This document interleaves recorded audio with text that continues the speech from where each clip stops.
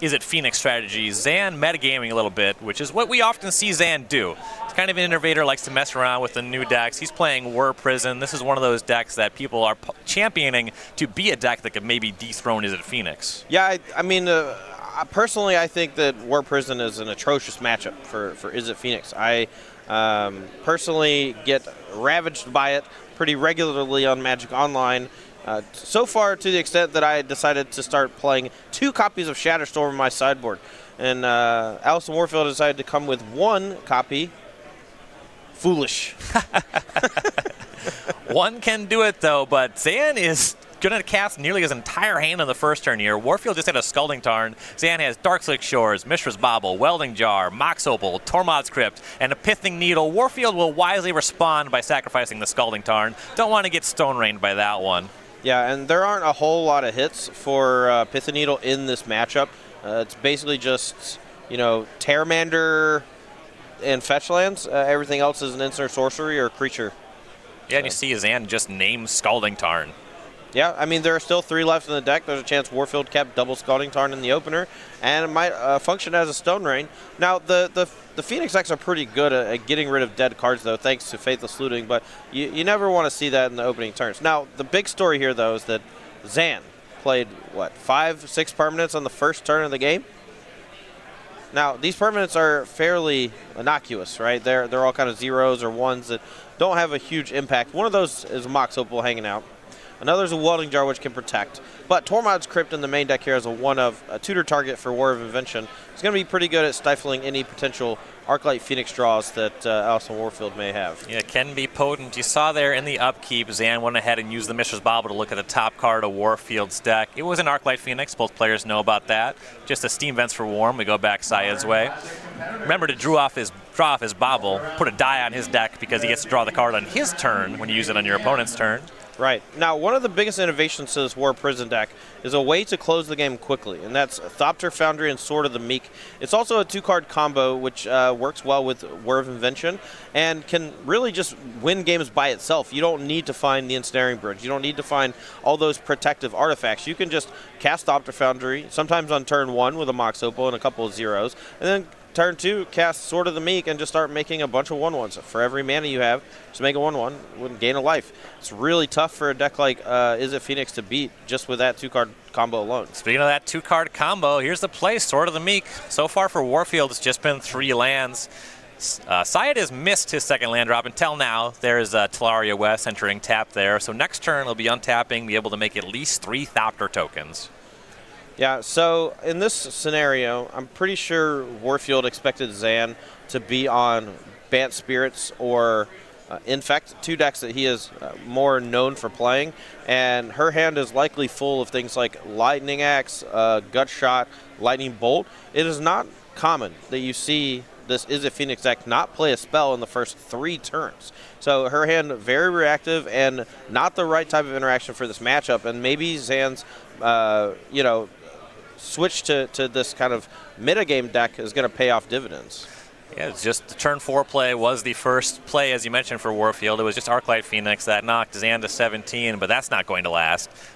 Now is untapped with 3 mana sources, has that Sword of the Meek Thopter Foundry combo online. Now, Warfield actually has a Surgical Extraction in hand, and if Zan taps all of his mana to eat that Phoenix and bring back the Sword of the Meek, there's a chance that while he's tapped out, Allison actually gets to catch it with that Surgical Extraction. So here's an attack from Warfield. You're going to see Syed go to work with this combo. The way this works, Thopter Foundry, for 1 mana, you can sacrifice an artifact you control, gain a life, make a 1/1 flying Thopter token. You sacrifice Sword of the Meek. Sword of the Meek has a text box that matters in your graveyard. When a 1/1 creature enters the battlefield under your control, you can return Sword of the Meek as an equipment attached to that creature. It gives the creature +1/+2, so you kind of go with 1, 2, 3 Thopter, and you keep going, keep sacrificing, bringing back the sword, gain a life, make a Thopter for that. And you saw Syed, he's playing around Surgical Extraction, didn't even make a second Thopter. He's playing around double Surgical Extraction is what he's doing, and I think that is really smart because he knows that the longer the game goes, as long as he doesn't get hit by a Surgical Extraction, it's going to be insanely hard for Allison to beat the Thopter Foundry Sword of the Meek combo. So Zan's just going to try to naturally draw a few more mana sources, and then he's just going to hold up 2 mana every single turn while making a 1/1 flyer with the rest of his mana each time. Here's a thing in the ice for Warfield, and you might think that could be bad for Syed because, you get to bounce all the tokens or whatever, but because this combination just works at instant speed, you can let the thing in the ice transform, just make another Thopter, block it. He's very well insulated, really against any kind of creature strategy from here out. Yeah, and I mean, and Zan is such a heads-up player that he realizes that the longer this game goes, the more likely it is he's going to be able to win. Not only can he just slow play this Thopter Sword combo and just always make sure he plays around double surgical, but he can also just at some point cast an Ensnaring Bridge, empty his hand, and then the Izzet Phoenix deck has to win via burn spells, and with just a bunch of lightning bolts and a few gut shots, it's not enough damage to punch through, especially if he's able to insulate his life total here with that Thopter Foundry over the next few turns. Warfield's going to cast a couple Seer Visions here, thing in the ice now down to 2 counters, trying to find some way out of this powerful combination. Syed has gotten a little bit aggressive here. You saw that Thopter chunked in for 2 damage, Warfield the 17 here. And once you start making a bunch of Thopters, for now he's playing around Surgical Extraction, that makes sense. But it doesn't actually take that long for this combo to close. Oh, right. And, once Allison's shields are down, like let's say that at some point there's a fight over double Surgical Extraction, then Zan can just start using all of his mana each turn and not really be limited to holding up 2. And he doesn't even really need to hold up 2. The odds of Allison having 2 Surgical Extraction in the top, 15 or so cards is pretty low. But understanding that the only way you can lose is if you get hit with a double Surgical Extraction is just such a heads-up play from someone who is perhaps new to this archetype. So that was a Manamorphose for Warfield, and then a Thought Scour that'll transform the thing in the ice. The Horror has been awoken, still red mana floating, and here's a Faithless Looting. There's already 1 Arclight Phoenix in the graveyard. That's the one that earlier traded with the Thopter token. Discard a Gut Shot and Scalding Tarn. Scalding Tarn, of course, turned off by Pithing Needle. And Syed is just going to go ahead and use the Tormod Script. Don't need to face down that Arclight Phoenix. Yeah, I mean, that's... there's a chance he gets overwhelmed, and it's going to be unlikely that Tormod's Crypt gets that much more value in that scenario. One thing to note, Zan actually had the ability to Tormod's Crypt himself, I believe, which he could have used that to protect himself from Surgical Extraction. I didn't even think about that. So here's an attack from Awoken Horror. Syed will go ahead and make a Thopter, block that one. Make 1 more Thopter, still leaving up 2 mana every turn here. Just going up in life total despite this aggression. Yeah, I mean, he's able to take care of the Arclight Phoenix. He got rid of a couple of potential flashbacks on Faithless Looting, and he's able to effectively chump block this Awoken Horror till the end of time.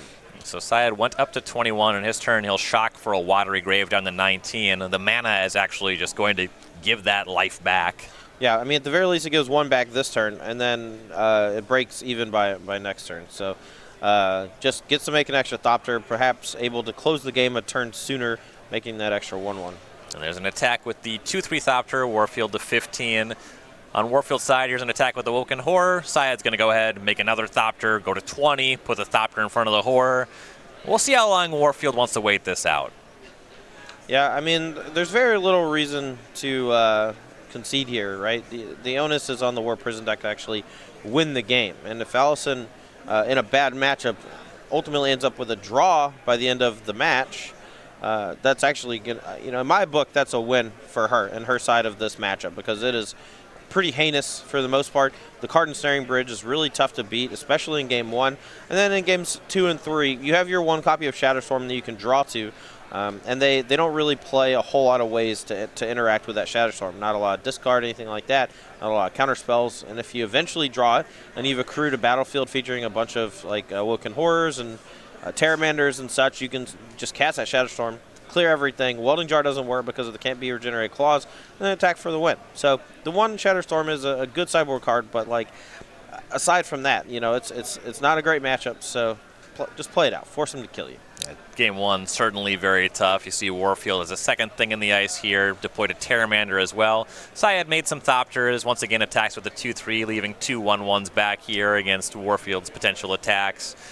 So she'll want to transform the Awoken Horror before she can even maybe clear this. You see she's casting a couple ops here. It's down, thinking the ice down to 2 counters. But again, Syed just at the ready, 4 mana untapped. Can make plenty of Thopters here. Yeah, and as long as Zan has like 2 for chump blocking purposes, the 7 power things in the ice are not going to be much of a problem. Woken Horror attacks, Thopter blocks. Go to Warfield's end step. Syed will make 2 Thopter tokens, go up to 24. Getting some mileage out of those Nick Miller Thopter tokens. He picked a good one. I'll tell him that much. I like the goggles on that art. That's a really nice touch. He's a steampunk. Yeah. That's what I think of when I think of Nick Miller. What, that he's a punk? Yeah. Same. Yeah. Attack for 5 here from Syed. You hear that, Nick Miller? I called you a punk, boy. And here is Ensnaring Bridge. That's going to make it real tough for Warfield to attack, as if it wasn't already hard enough. Right. Now the slew of 1/1s coming across each turn. Also, Warfield's already down to 8. Can't imagine that she's going to be playing this game out that much longer. She does have 1 more reset on the tokens with that thing in the ice, but with no way to get Ensnaring Bridge off the battlefield in the main deck. The only way she can really deal damage is if Zan just doesn't cast anything or play any lands. So it's a pretty dire circumstance here for Warfield. And here's an important element of this matchup. Doesn't really matter in this game. You see Warfield's going to pack it in. She's seen enough. Syed's going to go up a game here. Thing in the Ice is technically a 0-power creature, which some 0-power creatures, Noble Hierarch, for example, can interact favorably with Ensnaring Bridge. Thing in the Ice can't. It has Defender. Right, and you can't attack with the 0-4 and then transform it to get in that 7-point swing. So, yeah, that is a great point there.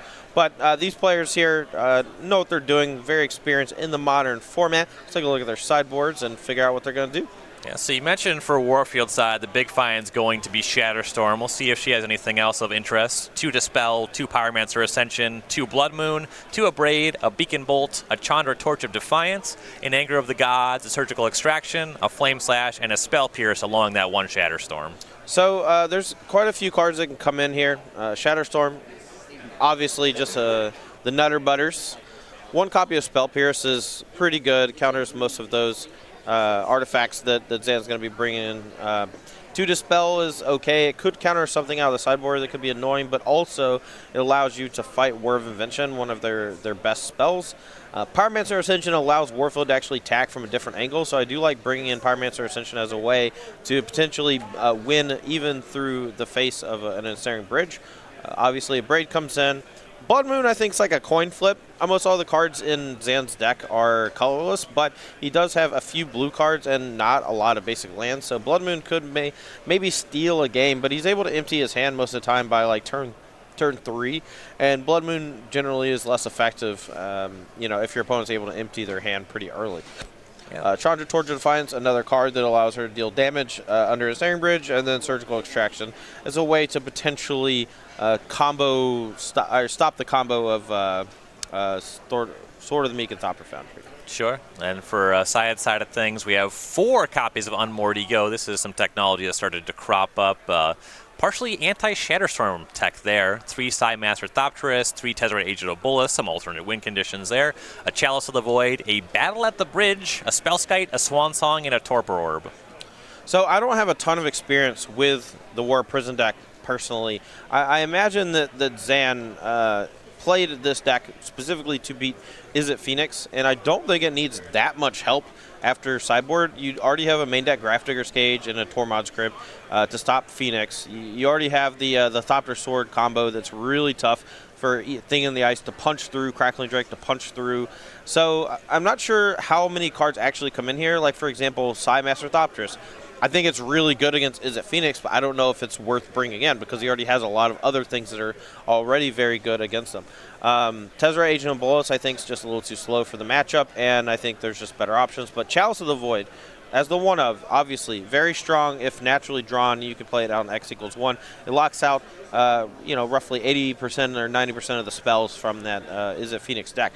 Now, there's a chance that Unmoored Ego is specifically there to name Shatterstorm in this matchup, but also just an like Primeval Titan card in others matchups. So he might bring those in just to protect from Shadowstorm alone. But Allison Warfield's sideboard plane is actually fairly diverse in how it can attack through an Ensnaring Bridge or destroy an Ensnaring Bridge. Braids, Pyromancer Ascension, Challenger Torch of Defiance. These are all cards that can give her Altar Roost to victory as opposed to just having that one of Shadowstorm. For those unawares, today is St. Patrick's Day. Hey. And on StarCityGames.com, we're going to have a St. Patrick's Day sale. Look at all those green cards. Yep. Oh, no. I'm not wearing any green. I wore a green tie. Wow. It's very festive. Wow. I'm an extremely Prepared? festive person. I learned it was St. Patrick's Day about Thursday of this week. It was coming up, which gave me enough time to pack. I always thought St. Patrick's Day was on Monday. I generally have no idea how any holiday really works. Well, I know the ones that are always on the same day, but the ones that are like on the second Monday of March or whatever, I don't know, man. Why? And so you see on sale here, you see Fastbond. There's, of course, the iconic art of St. Patrick driving the snakes out of Ireland. No, isn't there like an Elvish Piper like dancing around with doing There's been multiple homages to St. Patrick throughout the rich cultural history of Magic. Yeah, just a slew of green cards going to be up for sale today, so make sure you go check out go.startgames.com/sale, and you can check out the St. Patrick's Day sale. Saw some pretty good tweets about St. Patrick's Day this weekend. Oh yeah, what was the one about the person who was like waveboarding or whatever? I don't know that one. I was going to go a different direction. Okay. Let's talk about Magic. Yeah, Let's sure. just do that. I mean, that's fine. St. Patrick's Day is not a real holiday. Ooh. Shots fired. Ooh. Warfield's underway here. Scalding Tarn at 19. Basic Island. Terramander is where she will start. I just alienated an entire country. I apologize. You opened the floodgates, man. Send your complaints to @strong_sad. At geocities.l. Zan will shock for Watergrave to 18. Mox Opal. Mishra's Bobble. I don't think he's shocked. I think he just played tap. Oh, yeah. These cost 0, huh? They do. He's at 20. Terramander from Warfield. This is an okay start, applying a little pressure. Now we're going to see if she plays another creature like a Thing in the Ice or starts to play a bunch of instants and sorceries, potentially pump that Terramander. Thing in the Ice it is. Terramander will knock Zan to 19 all. Now this is another matchup where those 3 copies of Pyromancer Ascension that Tarek Patel is playing in the main deck would come up big time. And the more that I think about Pyromancer Ascension in the main deck, the more I just love it, and I kind of just want to play 4 of it. I don't know. Yeah, it has been pretty impressive from what I have seen on the floor and on coverage this weekend. Right. It's really good. The graveyard hit that people are playing, Surgical Extraction, for example, not very good against it. Right. I mean, obviously, if you play against Dredge or Burning Inquiry decks where they're playing 4 Leyline of the Void in the sideboard, yeah, it's going to be pretty tough. Like when 2 of your 3 threats interact with only the graveyard, but it's not like Terramander is a nice one when you don't have a graveyard. That's true. And here's an interesting one. Syed with Darkless Shores into Damping Sphere. That should slow any kind of cantrip chain down. You know for sure that Thing in the Ice wasn't going to transform. So it's just going to be a tap Steam Vents and another attack for 1 from Warfield. Syed to 18. Yeah, the Damping Sphere is okay against Phoenix. It slows down Arclight Phoenix itself, but the rest of the deck can usually function at instant speed with the Lightning Bolts or Metamorphose, so it's not as good as it seems. If you're playing a kind of a slower ramp deck or something, Damping Sphere can buy you some time, but it's not really the way that I like to fight this matchup. But of course, the War Prison deck just kind of has 1 floating in the main deck to go get in specific matchups with War of Invention, and it just so happens to be an okay draw here. Yeah, not worth boarding out anyway. Right. There's plenty of other bad ones there's to board out. Few options there. Inventor's Fair is a land return for Syed. Metalcraft is online. You see he's going to use Mox Opal as well. He's going to cast Thopter Foundry. Yeah, Thopter Foundry is a nice one here. Zan, I think, playing around Spell Pierce. Just making if he has another play here, he might just not cast it. I'm not sure. Also, he might not be able to cast it. Right. He's also under the Damping Sphere. Damping Sphere, correct. Yeah, so he'll pass back to Warfield. Thing in the Ice still hanging out with 4 counters. I've comically had a number of opponents locked under their own damping sphere. It's just can't cast 2 spells. Okay, that's it. I mean, I could go into more details, but the stories aren't more interesting than the gist. Attack with Pteramander once again. I find that is true with most stories, but yeah, that's all in how you tell them. I don't got any way to really embellish those ones. Well, here it is. That's a Shatterstorm from Allison Warfield here. Going to knock off all these artifacts from Syed if it resolves. He'll respond with the Mishra's Bauble. That much makes sense. Take a look at the top card of Warfield's deck. Thing in the Ice down to 3 counters as well. Now, Zan can just spend 2 mana here and gain 2 life. All the artifacts are dying anyway, and even though it makes the Thopters, they will also die to the Shatterstorm. It's a clean catch-all here, that Shatterstorm in this matchup. You have to think, though, there's a chance that was a bit premature on the Shatterstorm. Without Sword of the Meek on the battlefield, it wasn't really that threatening. And if Syed just casts an Ensnaring Bridge and a Welding Jar, it's going to be really hard for Warfield to get through it. Well, this one's not bad either. Follow-up for Zan. Chalice of the Void on 1. Yeah, that's a tough one. And now if Warfield actually transforms Thing in the Ice, that Pteramander actually gets locked in her hand unless she finds some way to deal with that Chalice. Yeah, and you can't Faithless Looting it away either. Yeah. It's a 1-mana spell, as is most of the deck. You see variable numbers of Snapcaster Mage in these Is It Phoenix deck. Warfield registered 1, it looks like. Yep. Yeah, one Snapcaster gives her effectively a redundant copy of that Shatterstorm. So if she's able to find that Snapcaster Mage, she gives herself another hit to sweep everything up. We'll see just what she can do from here. It's going to be Faithless Looting. Thing in the Ice of 2 counters. Syed's going to point out that Chalice of the Void trigger. Got to remember those ones. Yeah, I think Allison's just going for an attack for 7 here on this Thing in the Ice. Just going to burn 2 Faithless Looting in a flashback. Oh. It actually holds off on that part. Just an attack with Pteramander. Perhaps just wants to start attacking with Pteramander and then kind of saving that Thing in the Ice for potential Thopter Foundry setup. So Syed fell to 18. Remember, he gained 2 life off of the Foundry before. Now we'll go to his turn. Welding Jar is where he will start. It looks like he has a War of Invention in hand, so he could potentially find that Ensnaring Bridge, but is lacking that 3rd mana. And Improvise doesn't allow you to get free colored sources, right? It's blue, blue, blue, too? You can tap blue things to Improvise. I think that's how Convoke works anyway. It is how Convoke works. I don't think that is it. But here's a Battle at the Bridge. Now, this is an Improvise card that doesn't see a lot of play, but this one looks to be pretty good here. X is going to equal 4. That's going to kill the Thing in the Ice and gain 4 life. Yeah, so the Thing in the Ice down. Syed up to 22. Now, the cool thing about Battle at the Bridge is it is a one-of. You can't really tutor for it, but sometimes it's able to kill annoying creatures from the opponent's side that can stifle your various artifact-based interactions. And the fact that it also gains life, too, you can kind of pump a ton of your resources, or sorry, a ton of your mana and tapping all these 0-mana artifacts into it to gain you just an absurd amount of life to buy you time. Here it was just X equals 4, but it effectively gained a lot of life because it took out the potential 7 power attacker of that Thing in the Ice. So for Warfield's turn, she adapted the Pteramander, chunk for 5, Syed to 17, and here's Sword of the Meek for him.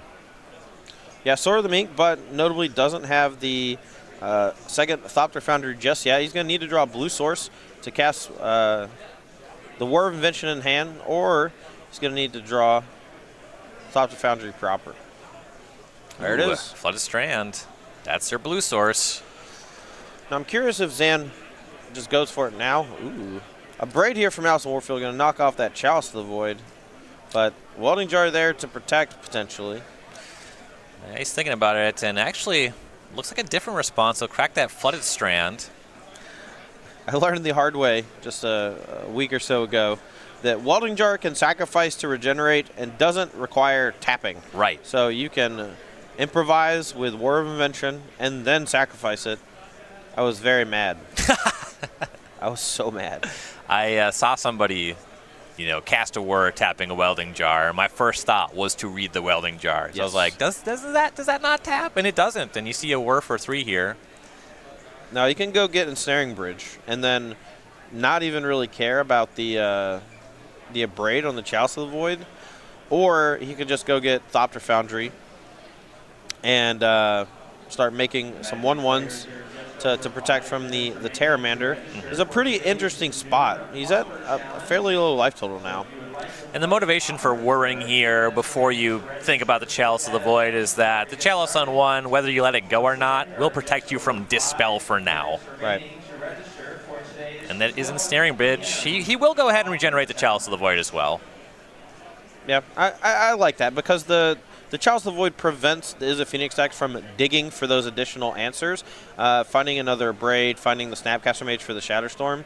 And unless Warfield already has the Snapcaster Mage, it's going to be pretty hard to just naturally draw it before Zan's able to find either another War of Invention, crack that Inventor's Fair, or find another Thopter Foundry. Warfield does have Snapcaster Mage in hand. The other 2 cards, Op, Spell Pierce, those are blanks, but the Snapcaster can be a big deal, notably on 5 mana right now, but still can use the Abrade in a pinch. Yeah, I mean, if Warfield's able to find a land here in the next few draws, could potentially swing this game around her favor. It's really close right now, but I think Zan's starting to creep away. That 1 life a turn from the Inventor's Fair. And Allison just going for the jugular. Going to flash back that Abrade, killing that Ensnaring Bridge and attack for 5. Yeah, she's feeling the pressure. Feels like she needs to get something going now. This also knocks Syed off of Metalcraft for that Inventor's Fair for now. Attack for 5, Syed to 7. This is going to be a close one. So he'll go Syed's way. He'll draw for turn. 2 cards in hand. Not too many options. And a tap of 3, that doesn't usually mean good things. Yeah, and this is why I kind of wanted to wait on the Snapcaster Mage, because there are a lot of draws in Zan's deck that punish that Snap Abrade. It's aggressive, but I think it's just a little too aggressive in there. With the Snapcaster Mage on the follow-up, it's pretty rough.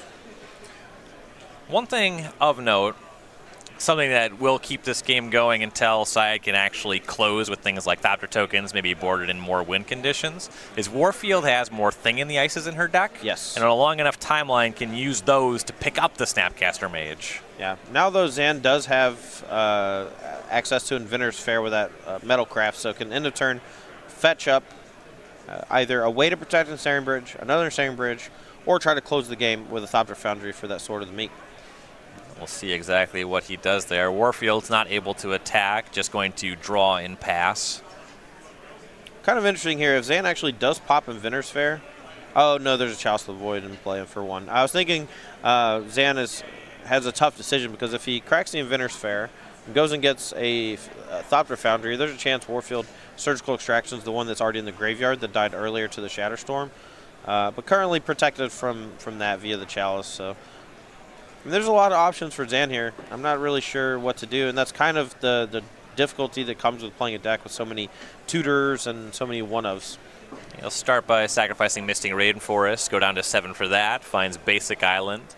Finally, the basic certainly suggests some desire to use that mana. There are 2 Watery Graves in the deck. Here's the non-Inventor's Fair lands being tapped. He's going to go ahead and use that to tutor up an artifact here. All right, and he's going to try to close the game. He's going for Thopter Foundry. He has protection from Surgical via that Chalice of the Void. He's going to cast that and start making up to 4 Thopters a turn here pretty quick. And that could spell the end of the game and match here for Allison Warfield. Yeah, and we saw him play Coy earlier in the match, position where he had to respect Spell Snare, or Spell Pierce. Surgical Extraction, that's the card I was trying to say. Yeah. But the Chalice of the Void protects you from all of that kind of stuff. Notably, he did not cast the Thopter Foundry, just Watery Grave tapped there. Warfield's going to draw and pass. Now Zan, with 3 mana up, is going to cast the Thopter Foundry.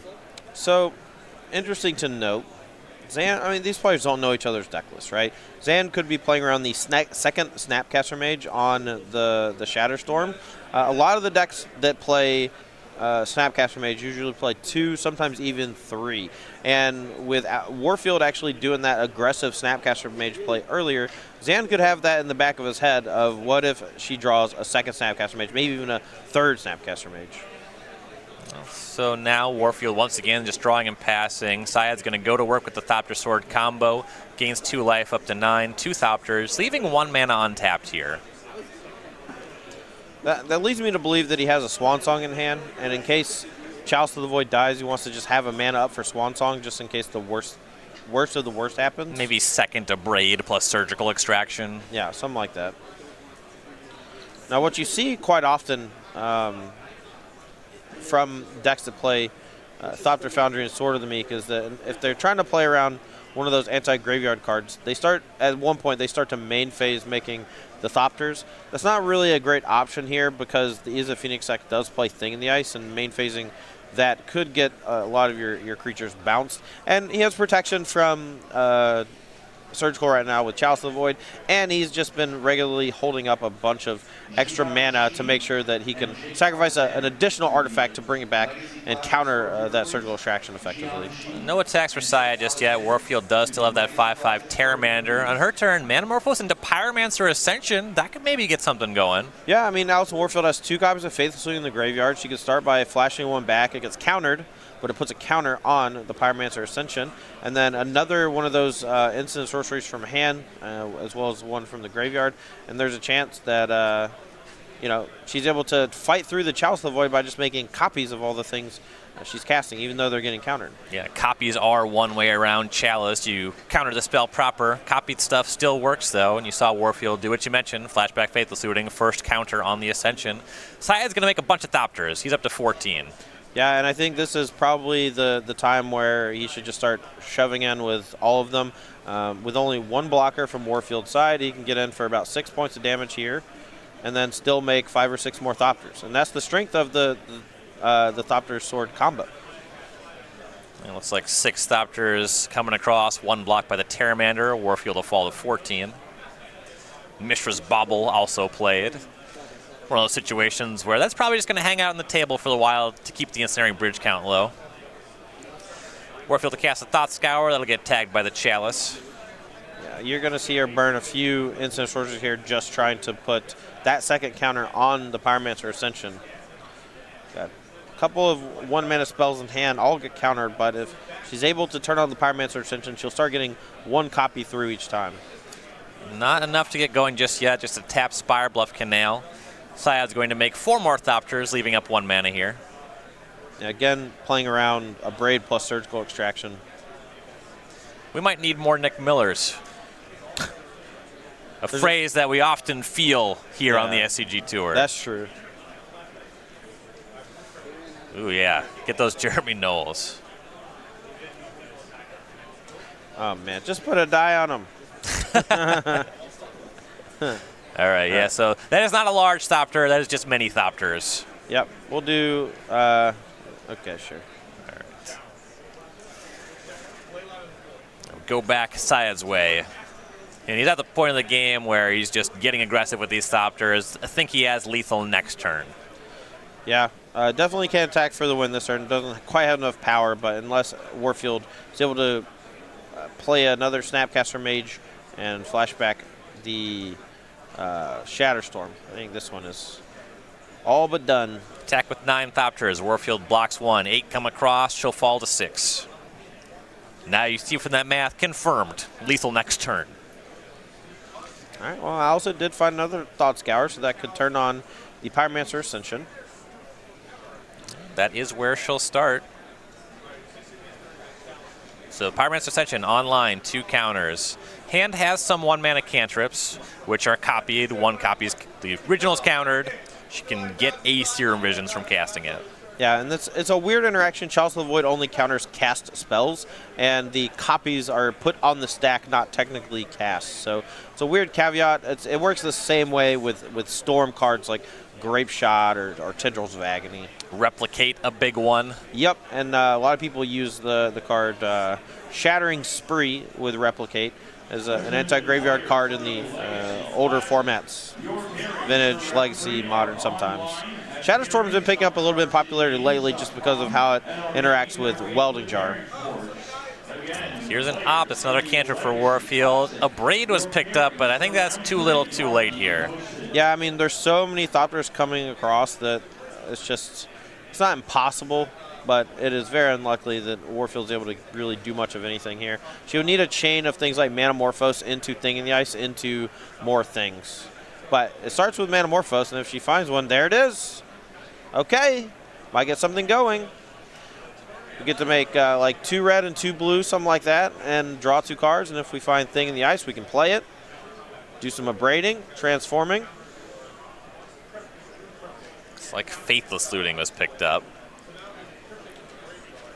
Now, the Pyromancer Ascension with Manamorphose just starts to get disgusting. Yeah, so that one's a 2-mana spell, so the actual card itself resolves. You get a copy, the copy makes mana. You just go up 2 mana and draw 2 cards. Right.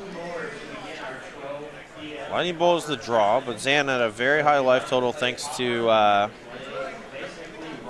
that Thopter Foundry. And there's a Thing in the Ice. But now the question becomes, how many free spells do you have to potentially transform that? Is it enough, or is it too little too late for Warfield? And at this point, she's used so much mana. There's still 2 floating, 1 land untapped. I believe still a land drop to go this turn. I believe so too. I believe she has a mountain in hand. The problem is that Chalice of the Void was just too damaging early on. That even though she's getting to resolve like one of these instants at a time, it feels like it maybe is not enough. And that Shatterstorm or Thing in the Ice is going to be what helps her. But I think she needs at least 1 more Manamorphose to get there. Arclight Phoenix and Spell Snare were resolved, discarded to that looting. But we're out of the range where you can really block with Arclight Phoenix out of the situation. There's just too many Thopters. Yeah, for sure. I mean, we do have the potential to double Abrade, and that can kill like 2 tokens. The Arclight Phoenix and Terramander can each block a token. So that deals with 4 things. There's also Lightning Bolt in hand, so that potentially deals with 5 things. And that'll leave Zan with 5 activations and around 4 Thopters after that. And I think that is just a little bit shy of being able to stay in the game. It's been a tough one. I mentioned at the start of the round, the War Prison deck very much picking up traction because of this matchup, because Izzet Phoenix is so popular. Izzet Phoenix also pretty good against the Azorius, the Jeskai decks, which tends to be a worse matchup for the Prison deck. Right. So Lightning Bolt's going to take down the untapped Thopter. Warfield brings back Arclight Phoenix, but still under the bridge. Yeah, not only under the bridge, but just under duress from those Thopters. It's just a little too much. Yeah, so right. Syed will advance to 9-1-1, Warfield to 8-11. Still a pretty good record for her. Both of these players kind of in a weird spot, but 9-1-1, a little bit better than 9-2, which is a reasonable spot to be at this point in day.